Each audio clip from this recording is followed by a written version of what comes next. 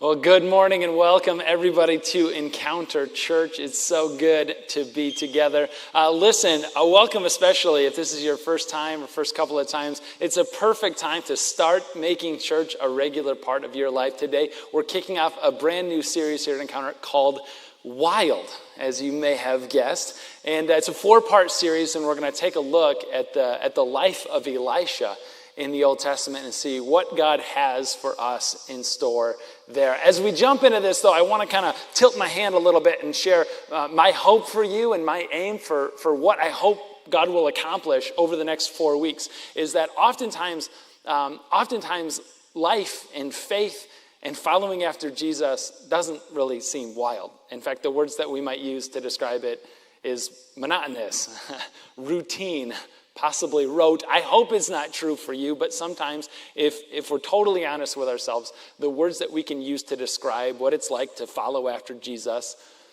is boring. And that's not the way that it's supposed to be. It's not God's highest and best for your life, but it's just sort of there. It's a byproduct. It's with us all the time. And so what this series is about taking a look at some of these stories in the Bible, the story of God, and reading ourselves into it. What we're doing is taking our lives and putting it up against the lives of the stories that God tells us about in His Word. And we see these wild stories, right? We see stories of God breaking into Abraham's life and saying, go. And Abraham saying, well, where do you want me to go? And God's saying, well, put your shoes on, get moving. I'll tell you when to stop when we get there. Just start moving, go to a land I'm going to show you later. And we look at the story like that and we're going, that's wild. That's out of this world. That's anything but routine, anything but rote, anything but boring. We see God breaking into the life of Moses after shepherding for 40 years in Midian. And God saying, you are going to be the one to take my people out of slavery, out of Egypt, into the wilderness for an undetermined amount of time, undetermined for you. You're going to wander around there for a little while before going into the promised land. Moses, you're my guy. Put your shoes on. Let's get moving. We see Jesus go to Matthew in his tax collector booth, follow me, and Peter with his fishing nets, come and follow me, and they do. The life of the people of God in his story in the Bible is so wild, is so active. Faith is such a living thing for them. And for us, for me, less so at times. We're heading into the school year, which I know what that means because I've lived it several times previous. And every day seems to be kind of the same. We wake up, get the kids ready, get them to school, I go to work, maybe you take care of the house. After work, it's shuttling around to all the extracurriculars, so many extracurriculars after school kind of stuff. It's dinner, it's bedtime, it's reading a book or watching Netflix until my bedtime, repeat. Every day, repeat. Every day starts to feel a lot like the next day. And we're going, I thought the life of following Jesus was supposed to be wild, was supposed to be living, was supposed to be active, was supposed to be exciting. The life that I'm living is boring and monotonous and rote. Exactly. If you have this sense, like maybe this isn't the way that it's supposed to be, I want to kind of affirm some of that and say, I think that you're onto something there. Don't let that angst go necessarily. Like you're stumbling onto something. Your life wasn't an accident. God didn't make you and allow this life for you on accident. He made you on purpose for a purpose. And throughout these next 4 weeks, we're going to study the life and the ministry of Elisha and start to understand a little bit more about the life and the ministry that God has on purpose for you and for me. So we're going to go there. We're going to go to the Old Testament book of 1 Kings. We're a phone-friendly church, so you can follow along on your favorite Bible app. Also, the words are going to be on the screen behind me. Just a little setup, though, before we jump into our story. We're going to follow the Old Testament prophet Elisha. The name sounds extremely like the guy who preceded him, Elijah. And I just want to say, these were two separate people. This isn't like a typo that we're going to see on the screen. Two probably of the most major prophets in the Old Testament, Elijah and Elisha. And they're not even they're not even like directly related to one another. They're not like twins or something. You know, when parents do the thing where they name the kids like one letter apart, and it's adorable for the family, very confusing for everybody else who's a part of that. That's not the case at all. They're two totally separate people. Elijah came first, and he was known as somebody who went toe to toe with like this wicked king Ahab, right? He wouldn't let the guy off the hook, and they just sparred all the time. Ahab and his wife Jezebel, they just were at each other's all the time fighting. Elijah on behalf of God. And then a time comes where it's time to appoint his successor. And that's going to turn out to be Elisha. And what I love about Elisha is he's not like the hero guy when we meet him like Elijah. You know, Elisha isn't found in like one of the great prophet schools, or he's not some huge, big time religious or spiritual leader, some kind of guru. He's none of those things. We're going to drop in on this guy Elisha, and he's living kind of a rote life. We drop in on Elisha, and he's working on his dad's farm, and he's living with his parents. This is Elisha. And there is so much to relate to with this guy in 1 Kings chapter 19, and we're going to kick it off in verse 19, and this is what it says. So Elijah, see, I just did the thing that I said we weren't going to do. So Elijah went on from there, and he found Elisha, no relation, son of Shaphat, that's how to pronounce that. He was plowing with 12 yoke and oxen, and he himself was driving the 12th pair. It's a pretty innocuous statement. I mean, he's got 12 yoke, the plow in the field, and he's in the last group, plowing the field, just like he did yesterday, just like he did the day before that, just like the day before that, just like the day before that, just like the day before that. I mean, this guy works on his farm. He works on his dad's farm. This is a life that he has lived 1,000 times previous. I mean, every day he's waking up, and it's just repeat from the day before. We're talking about how our lives sometimes start to feel a little rote, a little monotonous. We drop in on Elisha, and he is plowing the same field that his dad plowed, that his granddad plowed, that his great-granddad probably plowed. I mean, just every day on repeat. Oh, and the views, right? The views are something to take in. In the Middle East, I mean, there's like mountains maybe, and some grass, probably not. It's very deserty around that area. I mean, no, the views are nothing to take in. This little book grader kind of points this one out, and I never thought about it like this before, but he's driving a pair of oxen. He's driving the last pair, and so what he has the privilege of looking at day in and day out, ladies and gentlemen, the view that he gets to have. It's cow butt, just all day. I don't know if I'm allowed, it's cow rear all day long. Just that's it, the 12th pair. And just ahead of that is just more cow rear. Just way up on ahead. And that's what he gets to look at all the time. Now, I got to be a little bit careful here because my extended family happens to work in the dairy field, and they may or may not be in the room this morning. So when some people look at this, I admit, some people look at this and they see progress. They see money. They see accomplishment. The rest of us look at this and they're like, cow rear all day long. I also had the privilege of growing up in Hudsonville, going to school out that direction. And if you've been around in the salad bowl, is like what we like to call it. It has an aroma. When it doesn't smell like this thing, it smells like onions. So you get one just pungent aroma after the other. And it has, you could probably smell it right now if you've driven through, right? It has a life of its own every day. Looking at cow rears all day long. I don't know if we've got farmers that live the same day. Maybe you'll share this one with one or two farmers along the way, but some of us who live the rote lives, the routine lives, we kind of get it, right? I mean, you don't have to literally be looking at cow rear all day, every day, to empathize a little bit with what Elisha is going through.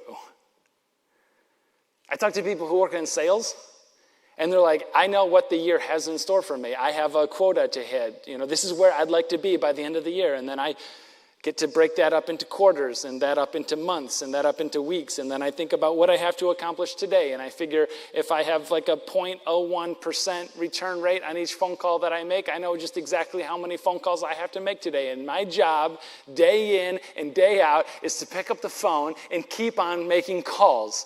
And I know that I got to make 1,000 calls today in order by the year end or by the quarter end to hit my goal. And then I get to ask, what happens when you hit your goal? And he's like, then I just move on to the next goal. Like, nothing happens when I hit the goal. Like, I did it. I pick up the plow and I move through another field. Every year, every quarter, every month, every week, every day is the same. Some of you guys in school right now kind of get that. Every semester. Just plow my way through a textbook, plow my way through a class. I do my homework, I study for tests, I write my papers, I finish the course, I enroll for the next one, and I'm just trying to make it through. But it's the tedious, it's the monotony, it's the routine. Parents, new parents, oh my goodness. The 3,000 pack of Pampers that you're like, I am never going to go through this many diapers, am I? And a few months in, you're like re-upping another 3,000 of them. It's like, I can identify with the cow rear, only mine is like human rear, right? Oh, and the smell, remarkably similar. It's all day, every day, just you put the food in the one end, you clean up what comes out the other end, and you just repeat all day, every day. Only, at least farmers get to sleep a few hours a night. Parents, you get woken up in the middle of the night, right? Just to do it all day and all night. It's cow rear, constantly, on repeat. But listen to me. When you're tempted to give up, I know that it's easy. It is so remarkably easy to lose your passion for following after Jesus when you're looking at your literal or metaphorical cow rear all day, every day. And life just seems like you're stuck in a loop and it's just on repeat all the time. But listen to me. We're going to see God break in. But as we see God break in, we have to realize that God honors the small things. God honors those small, faithful movements. I think God was watching as Elisha was turning the corner for the 10,000th time. And God was smiling as Elisha was faithful with the small thing. I think God is smiling. When you open the textbook or sit at your computer to write one more paper, he's smiling. When you change one more diaper and when you feed your kid one more meal, he honors the small things. And I think he loves to reward those small acts of faithfulness. And we get to see God reward those small acts of faithfulness. Verse 19b, as we continue on. Elijah went up to Elisha, and he threw his cloak around him. His cloak, it's like his signature look. He's got like an animal skin or like a fur or something. The idea for Elijah was, they didn't have a lot of pictures. They didn't have a lot of social media. So people didn't know like who Elijah was necessarily when he came to town, but they would know the look. You guys kind of know the look. Some of you remember Steve Jobs. He ran like $1 trillion company, and he shows up on screen pitching like $1 billion product, and he's got a black turtleneck on with dad jeans and like New Balance shoes, and you're like, is he going to launch $1 billion product, or is he going to like be my friend's dad cutting the grass? I don't know. You got no idea. But it was like that signature look that people look with those little weird like round glasses, rimless glasses, and he's like, that is the Steve Jobs look. Pharrell, the musician, I'm trying to loop everybody in here, with the big hat, it's his look. Jeans and a t-shirt, this is my look. You look on the media player on the website, and it's just Dirk in jeans and a t-shirt, like all through on every one of these messages. I try to vary it. I have 4 shirts, so we just do A, B, C, and D, and just do on repeat, right? I should not have told you that. I'm going to get called out on that a little bit later. To look it up in the morning. Which one am I going to? It's his signature look. And he comes up and he takes his cloak. He takes his signature look, Elijah, and he throws it around Elisha. And he's saying, I think that you can do what I've been doing. He breaks into Elisha's life at the most routine, rote moment and say, I think the way that God has been using me is how God is just about now going to be using you. This is a powerful act. And for Elisha, I want to land this on the group here. I think we're going to see 3 observations come out of this one. 3 ways that the story of Elisha is not just a story about Elisha, but it's the story of all of us. The first thing that we realize here is that as he gets handpicked, first thing that we realize is who you are is so much greater than what you do. There's a do component onto this, right? Elisha has things that God has in store for him to do. But before all of that, who you are. He breaks in on Elisha and he's like, you are faithful with the small things. You have been in development behind that cow for years and years and years. I know you. I trust you. I have things in store for you today. But who you are is so much greater than what you do. I think there's a few of us who probably need to pick that lesson up today. Who you are. Before God ever does a powerful work through you, he's going to do a powerful work in you. Who you are is so much more important than what you do. Remember, he's not picked up from a prophet school. He's not picked up because of his great ministry that he's led so far. He's picked up because he's the type of person who's faithful. May we be found faithful. Who you are is greater than what you do. Next one is you don't have to understand fully to obey immediately. We do this thing sometimes especially when the answer is obvious, like trying to stay away from some kind of temptation, and you're like, I should probably not. And like, I'll pray on it. And it's like, come on, you're going to pray on it, really? Like, we don't need to pray on everything. Some things that God just made absolutely clear, right? Somebody asks you to do something, you don't want to do it, you don't have a reason not to do it, and you're like, well, I'm just going to lie and say that I've got other commitments. And it's like, well, let me pray on it. And you're like, you don't have to pray on it. Just tell them that you don't want to do that. Anyway, you don't have to understand fully to obey immediately. In the next line, we're moving right on through the story. We're not skipping any here. This is too good. Verse 20, Elisha then left his oxen and he ran after Elijah.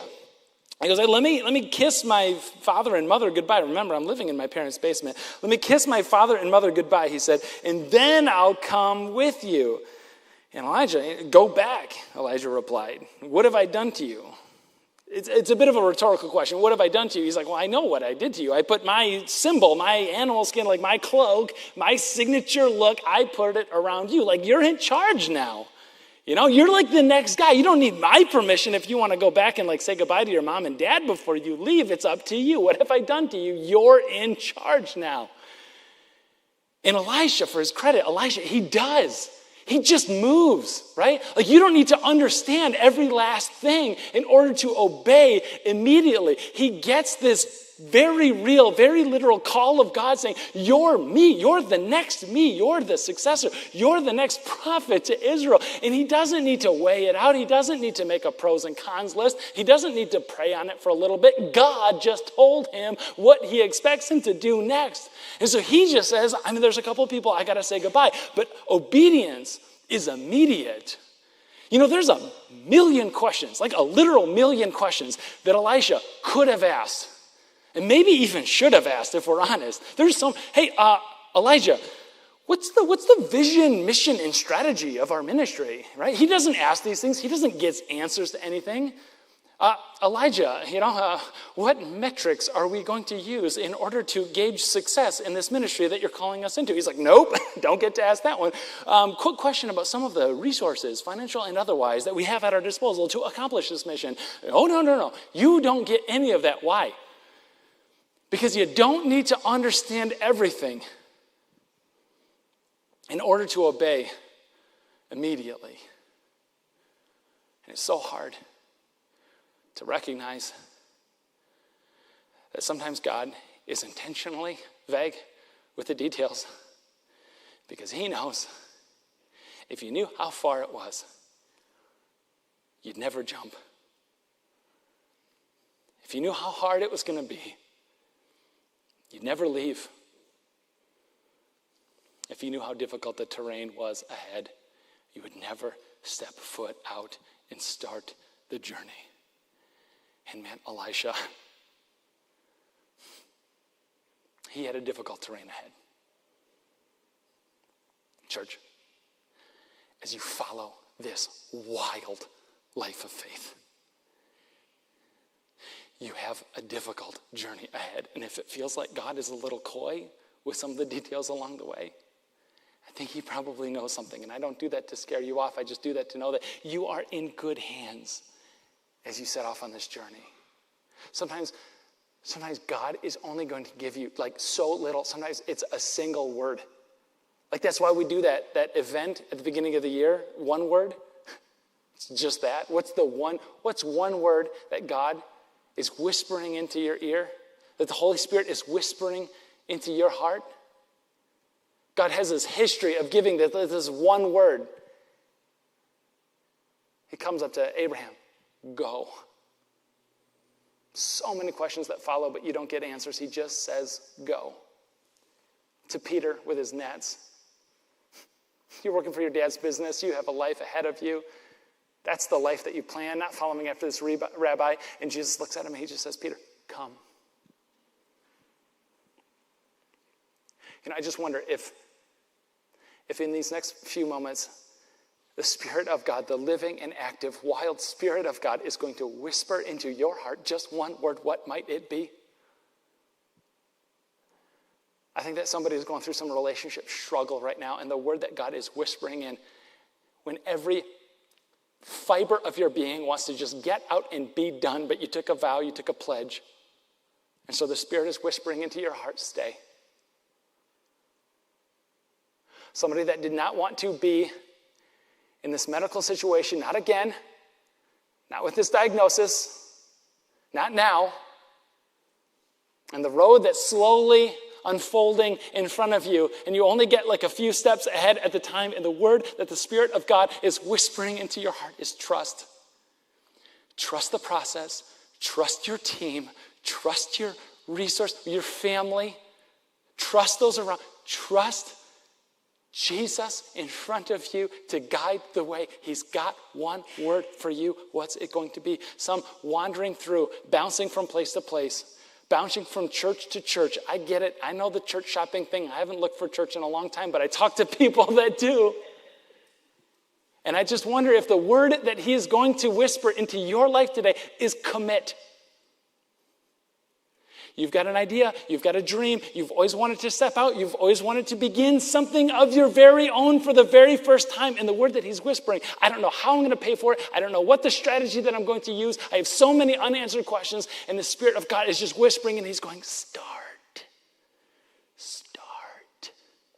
Get it moving. Some of you heard the message from last week, and we talked about like this biblical, this God kind of idea about how men and women ought to look at each other, how men and women ought to treat each other. And the word that was put on that from 1 Peter, he described it as respect. And some of you are going, my boyfriend doesn't do that at all. Like, I'm not looked at with respect. And the Spirit of God is whispering this word into your heart. Break up with that bum. It might be 5 words, depending on your context. I don't know. One word, it isn't like a Jesus biblical thing. I don't know. What's he whispering to you? You don't need to understand everything in order to obey immediately. I think of Encounter Church. You guys, when my wife and I, when we started this thing in our living room so many years ago, I was 20, 25, maybe edging on 26, something like that. I mean, I just could fill the room with all the things I didn't know.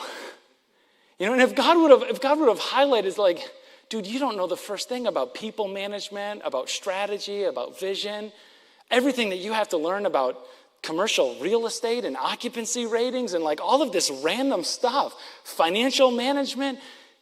There is so much that you don't know. I think if God would have revealed the whole road to us ahead of time, there was no way we would have stepped out and said, okay.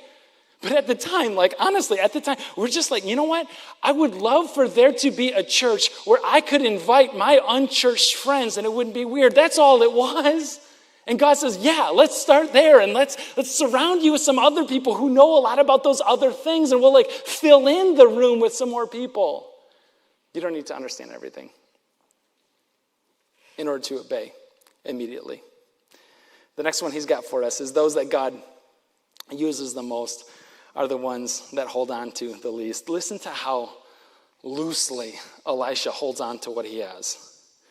Verse 21, continuing on, not skipping. So Elisha left Elijah. He went back. He took his yoke of oxen. And instead of saying goodbye to his mom and dad, he ups the ante significantly. He goes back. He slaughters his oxen, and he burned the plowing equipment to cook the meat, and he gave it to the people, and they ate. Then he set out to follow Elijah and become his servant. He goes back, and probably in addition to kissing his mom and dad goodbye, he goes back and he kills the cows and he burns the plows. And you're going, that feels a little excessive. I mean, the cows thing, we could kind of understand. It kind of seems biblical. There's a lot of sacrifices in the Old Testament. That sort of makes sense to me, right? Kill the cows. There's a lot of meat on a cow. There's 12 yoke of oxen, small side point, 12 pair. That's a lot of meat. I used to work in a butcher shop, and sometimes people would order a side of beef, which is like a half a cow, and several of us would spend most of the day trying to cut that thing up and package it. And he's got 12 pair of oxen. It's not like, oh, we have something to eat for dinner tonight. 12 oxen. 12 pair, I should say. No. This is a feast. This is a celebration. The smoke goes up from this thing, and people come, not just from that village, but as word spreads, probably to all the villages around. Everybody gathers, and what do they cook it over? He kills the cows, and he also burns the plows. I don't even know what to do with this. I'm supposed to talk about it on stage to you guys. This doesn't make any sense to me. The cow thing, sure. The plow? Those of you parents trying to give your kids a little advice on the way, if they came up to you and they're like, hey, it's time to kill the cows and burn the plows. You're like, maybe we roll that one back just a little. Just bring it down, You're at an 11 right now. I need you to be at a 6, but I love that enthusiasm. I don't know what to do with it. I tell you what I don't want to be. I don't want to be in the room when Mary cracks the neck of the perfume jar, pours it all over the feet of Jesus. I don't want to be in the room. I don't want to be the Judas in the room who says, we could have done so many better things with that. Perfume, the plows, this is an extravagant act of devotion. I think it's a sign of how loosely Elisha was holding on to the past. He's got 12 yoke of oxen. He's doing okay. Financially, they're in an okay place in those times.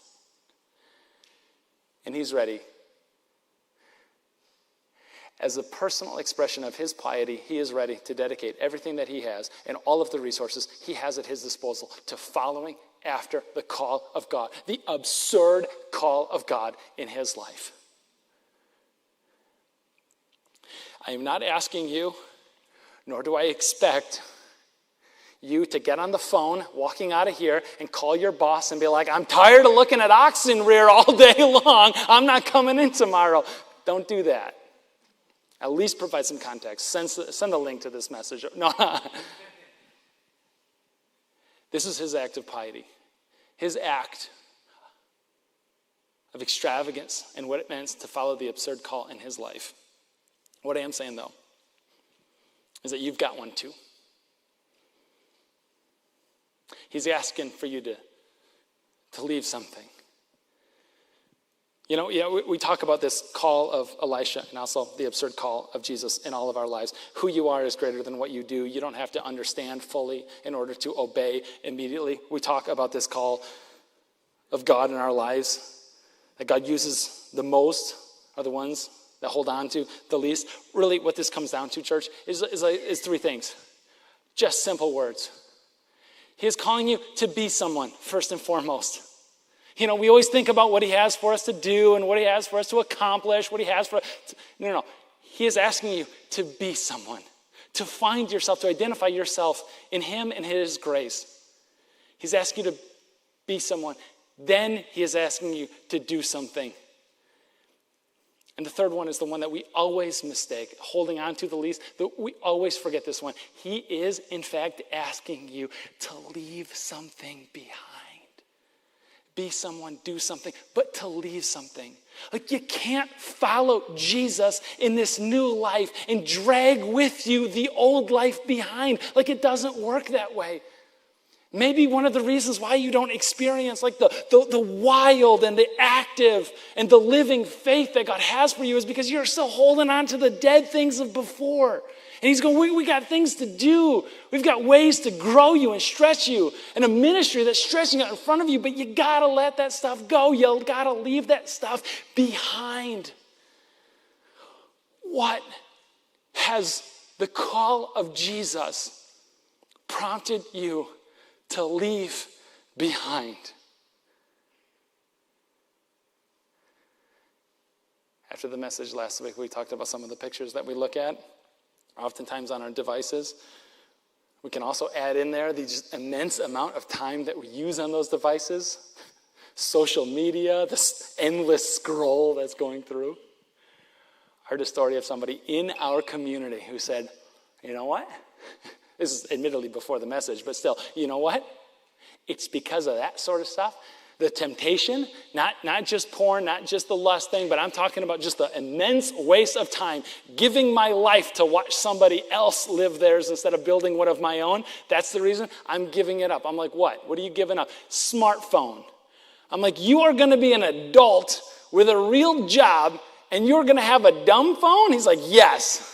It's got to be one of those drug dealer burner phones that you get at like the gas station because it's the only way, like Verizon doesn't give out those anymore. You can't order, but I'm committed and I'm doing this thing because following after Jesus means that I'm leaving something behind. And if this is what I have to leave behind in order to live the wild, active life, living faith that he has for me, man, it's worth it.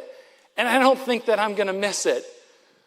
I heard this story, not in our community, but somebody who loves the summertime, and he's active and he's involved in his church and he serves regularly with his whole family. He's like, this is great for 9 months out of the year, for 3 months just checking out because the lake is calling.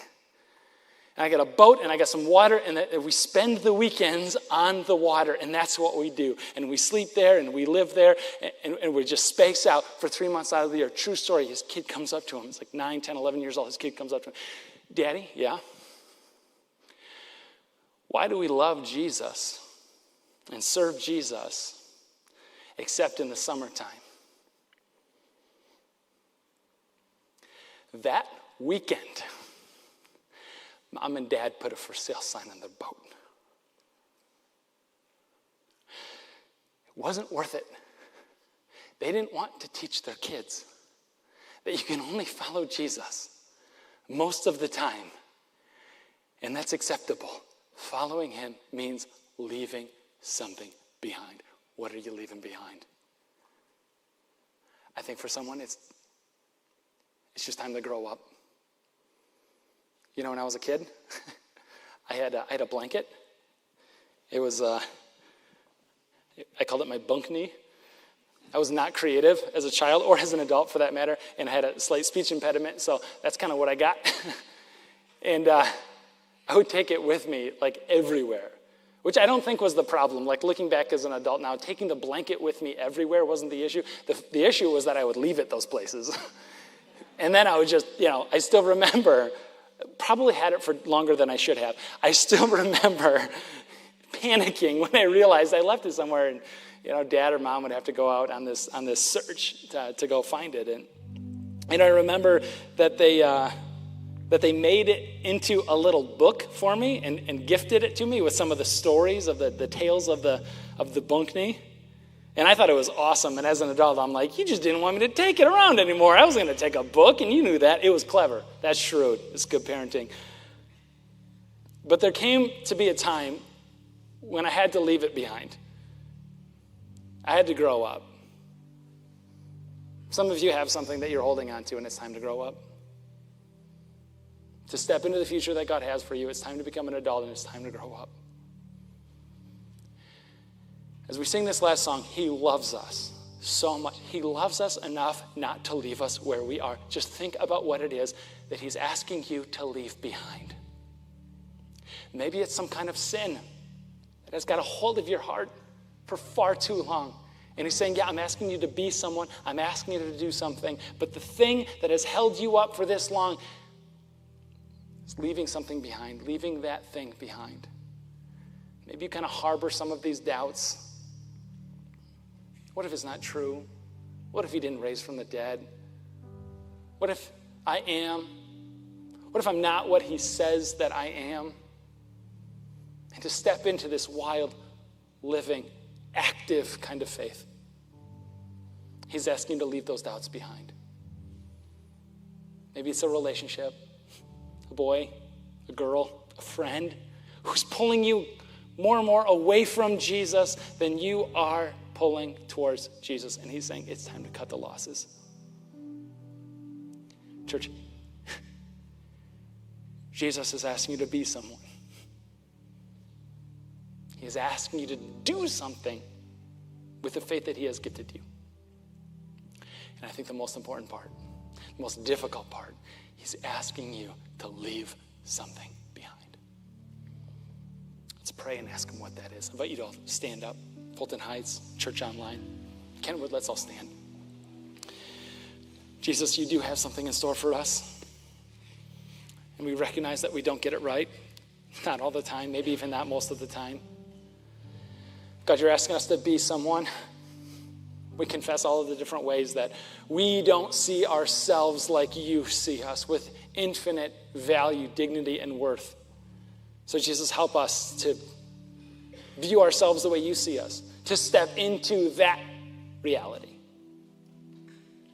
God, maybe you're whispering a word on our hearts of something to do, something grand to start, stop, a way to commit, a way to begin anew. God, give us courage to do something, to follow after you, and to leave our old life behind, to leave death behind, to leave sin behind, to leave the grave behind, and to step into this glorious life that you have in store for us. May we always press on and look ahead at the reward that you have in store for us. Jesus, thank you for loving us. Thank you for loving us exactly where we are and loving us enough not to leave us there. In your name, amen.